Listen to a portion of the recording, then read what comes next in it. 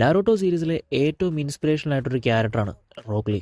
മറ്റ് നിഞ്ചകളെ പോലെ ഗെഞ്ചൂച്ചോ നിഞ്ചൂച്ചോ അല്ല, അവൻ തന്നെ ടൈജൂട്സോ ആണ് മാസ്റ്റർ ചെയ്തിരിക്കുന്നത്. അതായത് പ്യോർ ഫിസിക്കൽ കോമ്പാക്റ്റായി മാത്രം ട്രെയിൻ ചെയ്ത് തന്റെ സ്കിൽസ് ഡെവലപ്പ് ചെയ്ത ഒരു hard work Ninja.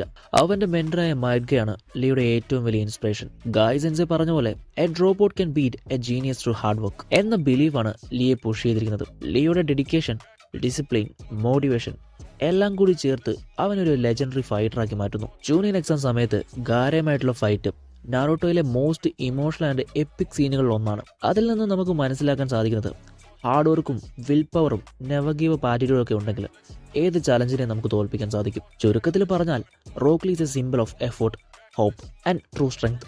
No talent, no magic, just pure hard work. ഇവയൊക്കെയാണ് റോക്ക് ലീ നമ്മെ റിമൈൻഡ് ചെയ്യുന്നത്. സോ അതുകൊണ്ട് തന്നെ ഇപ്പോഴും ഒരുപാടധികം ഫാൻ ബേസ് ഉള്ള ഒരു ക്യാരക്ടറാണ് റോക്ക് ലീ.